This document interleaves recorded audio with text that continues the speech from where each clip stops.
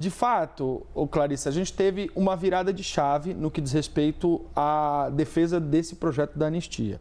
Quando você tem 8 governadores e um ex-presidente reunidos por uma mesma intenção, considerando esses que são dos estados mais populosos do Brasil, você tem o poder de influência sobre os deputados, os parlamentares brasileiros, significativamente grande. Para além daqueles que já são bolsonaristas, que já defendem, que já impunham essa bandeira há algum tempo, me chamou a atenção particularmente a presença do Ratinho Júnior.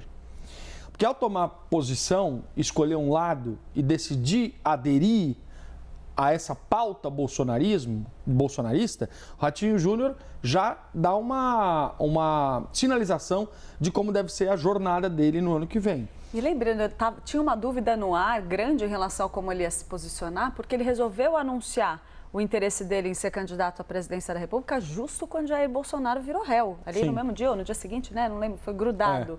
Então todo mundo falou, bom, às vezes ele está querendo ir contra, né? E em criticar eventualmente Jair Bolsonaro, mas agora dúvida enterrada. É isso. Então aqui a gente tem uma... É claro que a imagem de 50 mil pessoas, ou seja lá quantas forem na Avenida Paulista, é importante. E é forte. E ajuda.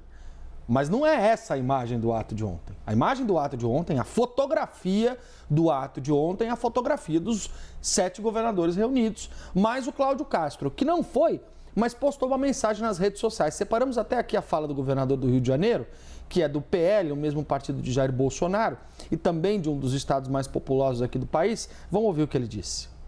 Eu queria me posicionar pela anistia já. Nós precisamos de um processo de anistia que soltem pessoas inocentes, que saiba diferenciar quem foi protestar, quem foi badernar e quem foi quebrar patrimônio público. Não dá para a gente ter mães de família, pais de família que estavam ali fazendo o seu direito ao protesto.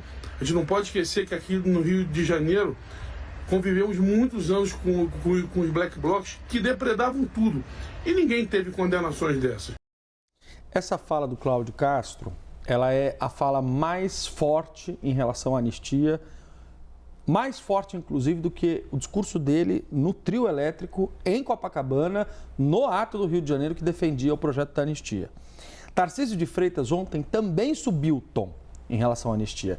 E a adesão do Ratinho Júnior, que é do PSD, e a chegada de 2 governadores que estavam à margem dessa discussão, que é o Wilson Lima e o Mauro Mendes, ela dá um outro tom. Então, pensando no projeto de anistia e no futuro dele, nós temos 2 elementos importantes. Primeiro, a fotografia da Avenida Paulista, que mostra um apelo popular. Essa pauta, ela vinha tendo dificuldade de ter adesão popular. A presença dos governadores no ato, são 7 governadores mais o Cláudio Castro, 8, defendendo essa ideia publicamente, assumindo essa ideia.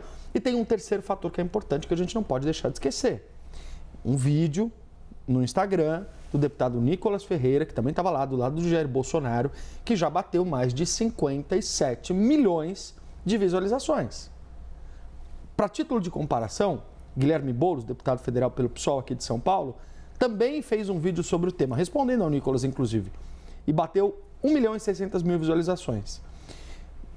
20 vezes, 30 vezes menos do que o vídeo do Nicolas. Então perceba como a direita conseguiu arregimentar as pessoas, impor essa pauta e trazer esse debate para o dia a dia. Agora, isso tem um contexto. E qual é o contexto? O contexto é a queda de popularidade do presidente Luiz Inácio Lula da Silva, a previsão para o clima eleitoral se esquentar no ano que vem, e os governadores tomando partido e escolhendo lado para já ensaiar qual vai ser o movimento eleitoral deles do ano que vem. Aliás, nas redes sociais, o tom dos governadores também está subindo em relação ao presidente Lula. Separei 2 trechinhos aqui de 2 governadores que falaram, que subiram o tom contra o Lula, que são os governadores de Minas Gerais, Romeu Zema, e o governador de Santa Catarina, Jorginho Melo. Vamos ouvir o que eles disseram. Desaprovação de Lula sobe e chega ao maior patamar. Eu venho falando disso nos últimos meses. Os números não refletem apenas um sentimento político, mas uma desesperança no Brasil. As medidas econômicas, ao invés de ajudar a população, vão enterrar ainda mais o trabalhador. É o exemplo desse empréstimo no FGTS.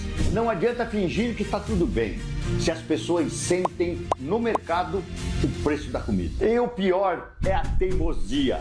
Dizer que o Brasil nunca esteve tão bem. O Lula não tem problema de comunicação. Lá o negócio é falta de direção. Essa receita da esquerda de gastança de dinheiro público não deu certo em nenhum país do mundo e está levando o Brasil pro buraco. E você já está sentindo. O Lula está precisando se conectar com a realidade, porque pelo jeito ele continua em modo avião.